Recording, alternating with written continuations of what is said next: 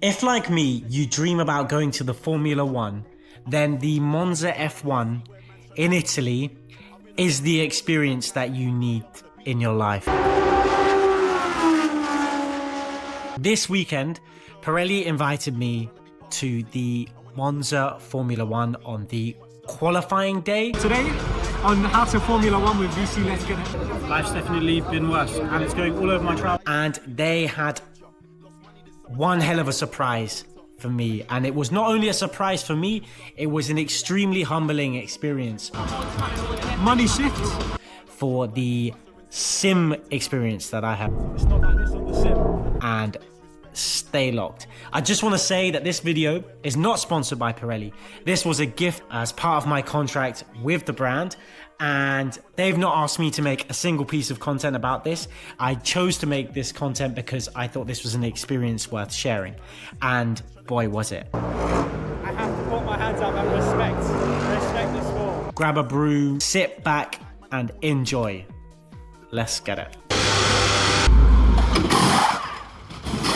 Right, why do I love motorsports? I've actually loved motorsports since I was a kid. Yeah, and as I've grown older and my life has changed and I've got more involved in the cycling world, opportunities to go to motorsporting events have really come my way. And lo and behold, these things are not cheap. I'm not gonna sit here and say that everybody has access to this because they just don't. I believe a 3-day pass is anywhere between 10 to 14,000 pounds, depending on which Formula One you choose to go to. Extremely grateful for the opportunity that Pirelli threw-balled me. What I've learned is there's a massive crossover between cycling and motorsports, and it's because lots of motorsports drivers, would you believe, love to do cycling. Now, a lot of them like to play golf.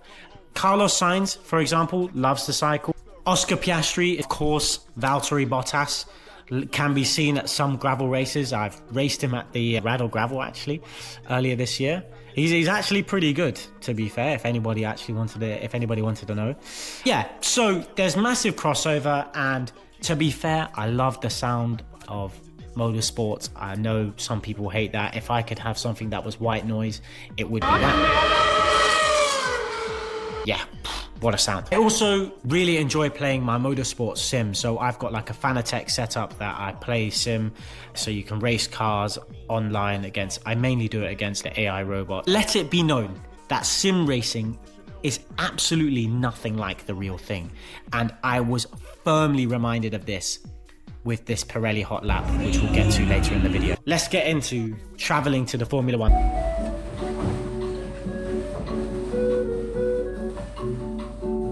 Outfits are planned for the F1. Friend's bit's in a nice pile, and mine is looking like this. We are currently in Girona, and we were going to fly from Barcelona to Milan airport. Yeah, we were traveling extremely light because we were going in, we were going to spend the night, we're going to go to the Formula One the next day, and then we were going to stay the night in Milan and then come home. So it was going to be a flying visit, and boy was it. On the road essentials. Myself and my girlfriend packed our outfits, ready to go in the morning. We'd both done quite a bit of training the previous day, so actually we just woke up and had an easy morning, and that's definitely the way to do it. Needed. It's 2 tired people here. We have slept shit. Our neck is broken. Our faces are puffy.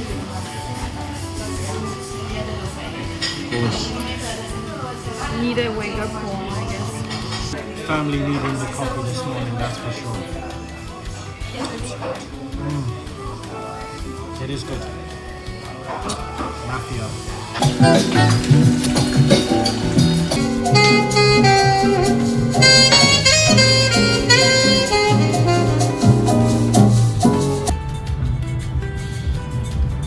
Leaving Girona.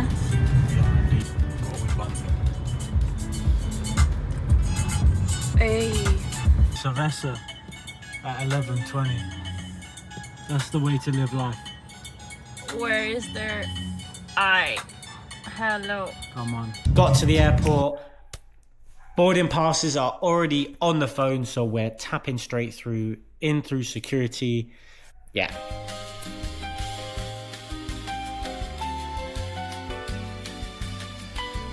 We get the train into Milan. It's really easy. It's about an hour. The trains in Milan are like really seamless, and they're also like super clean.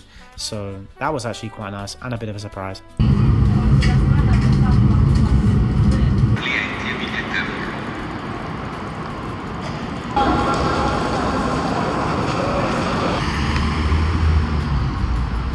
Look at the size of the door. Scat size. Scat size. We stay in like a cute little apartment in the center of Milan. Yeah, of course, the hallway and the way it's set up is very Milan-esque, as a lot of people said in the other video. If this man says esque one more time, goes to Japan and everything is Japan-esque. If you say esque one more time, you're getting taken off the roster. We're here till Sunday, so we might see if we can go to like an Italian market on the Sunday morning, depending on what condition we wake up in the morning on Sunday, because the last time I went to the F1, lo and behold, I had enough cocktails to feed the population of Girona. So, but shout out Pirelli. They treat us well. We're both getting ready for dinner. We've got a reservation at where, Scott? Giacomo. They've got like loads of other restaurants around town.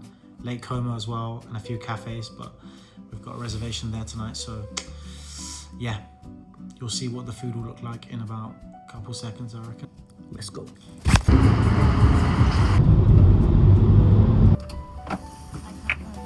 Ciao ragazzi. Scat, I hope you put in the right one. Yeah.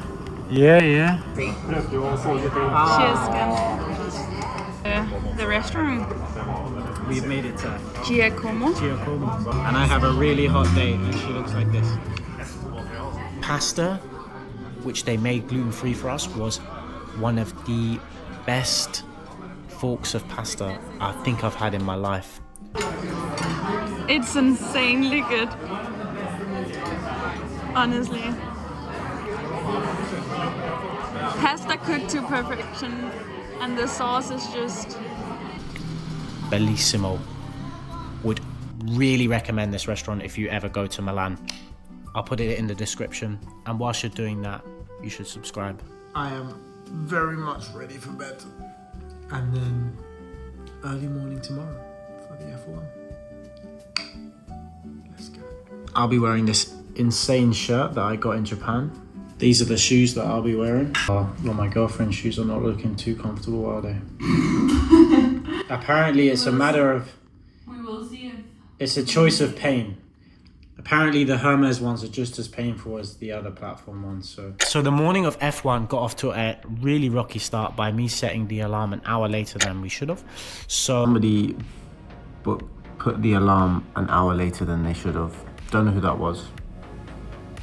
So that really didn't help things.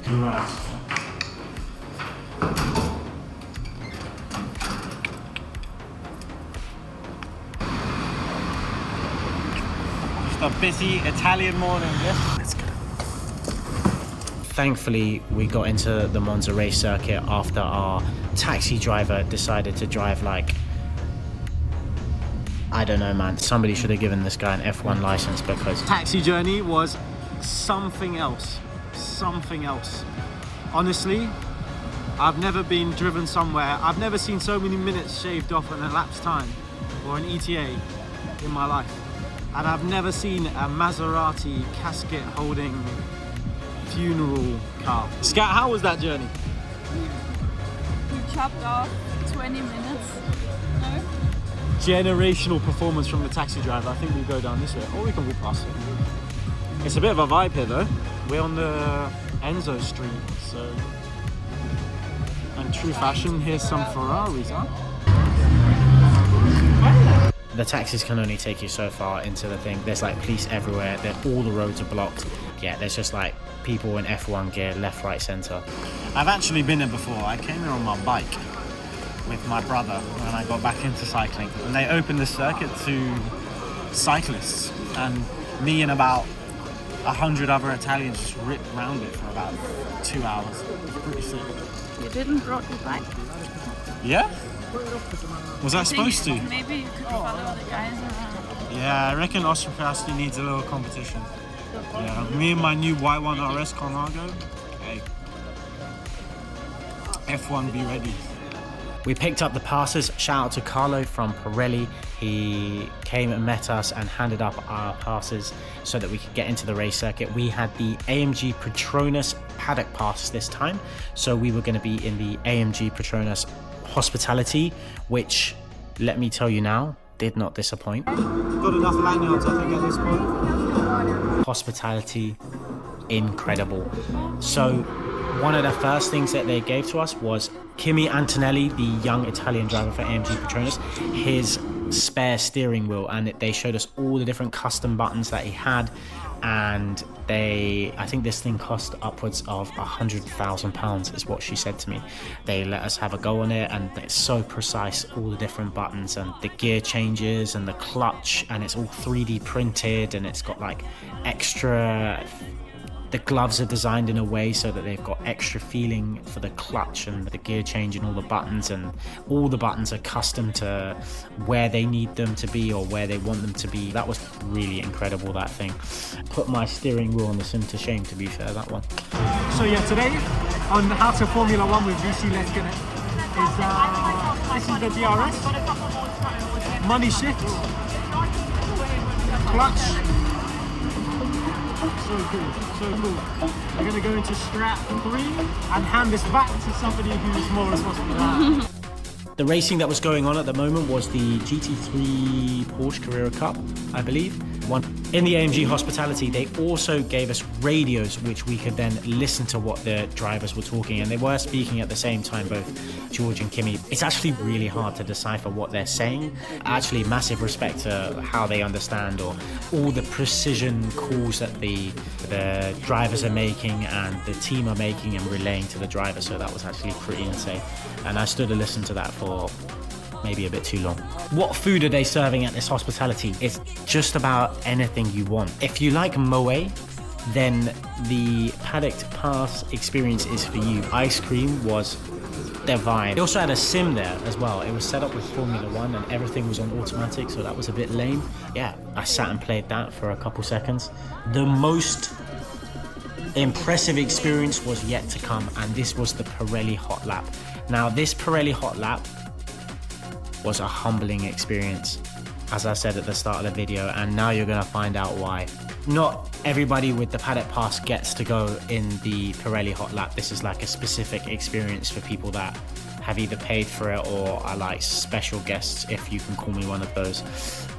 I wouldn't.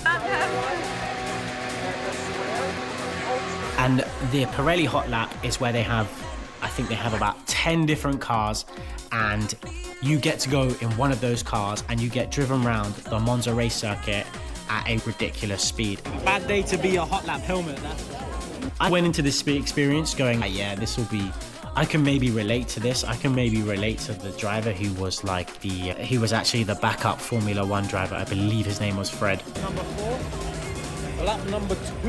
Lap number 2, Hey, some records will be broken on this lap. I'm actually, with all my sim racing experience, I'm actually going to be telling the driver what to do. I'm sure I know how to take these corners. I was wrong. I was firmly mistaken.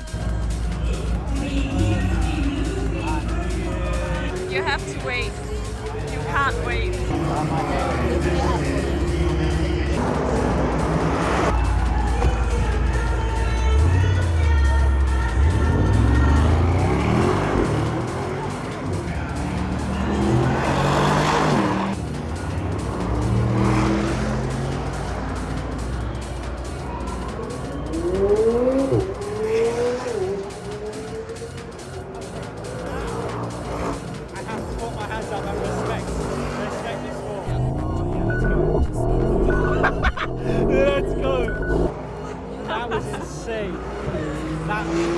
Unbelievable. That put all my sim racing to shame. It's not like this on the sim.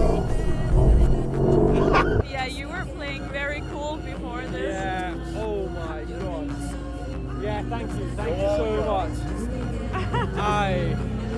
That was insane. Were you that cool inside the car? And the consequences. When we hit the brakes, was like, oh my god, I'm in for something else now. Something else. He's an interesting guy actually. Shout out to Fred. I'll see him in a sim racing lobby. Maybe never. Any different to the sim? So different. Wow, what an experience though. Mate, pleasure. Thank you so much. Nice to meet you. Appreciate it. Totally ridiculous experience. Ridiculous experience. And after that, it was more Moët drinks. Got more Moët minerals in my body than I think I've ever had in my life. So put it like that, I had a firmly good time.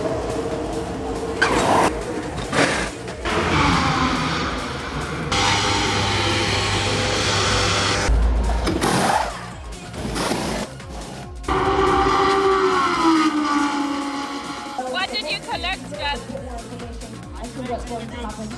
The gift bags. Very As we were leaving Mercedes-AMG Petronas, they gave us a goodie bag. Honestly, if you're going to go, I would highly recommend you pre-book a cab because honestly, I thought we were going to have to walk a good 3 miles before we were going to get any form of taxi. What? Oh my god, am I great? Am I glad to see you, man? And thankfully, Carlo from Pirelli came in extremely clutch and picked us up and took us back to our hotel, back to our Airbnb, sorry, and that was a lifesaver. The next day, we didn't wake up that hungover despite the amount of Moët minerals in my body. We went for a coffee in the morning in this specialty coffee place, which I'll leave in the description, and you should definitely go to when you were in Milan because it was really good. And everybody else had the same idea. So I'm not going to sit here and say it's a hidden gem because it's far from hidden. After our short coffee in the morning, we took it super easy, walked back to the Airbnb and we packed up. We are done. We are finished. I'm gone. I'm dead. Appreciate the puddles. Italy, I'll see you in a week. I'm going to be back here to race the Poly Crit, pick up the new Carnago Y1 RS. These cars are everywhere. Everywhere. The Italian way. I like how they also just create their own parking spots here too. That's like you. Yeah, that's... Hey, I'm a massive advocate for creating your own parking spot. You don't have a choice in Spain going to. This is what my girlfriend and I do in the airport when we have some time to kill.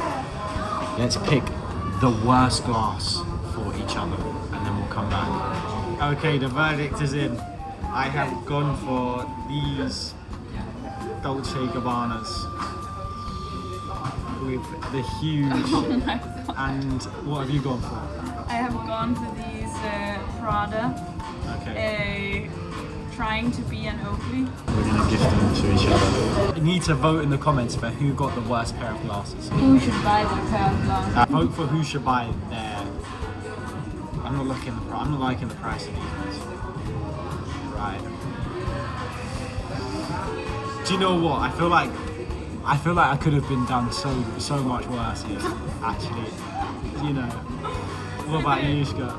Yeah, but you just feel home because it looks like a cycling glass. Yeah, I see the helmet.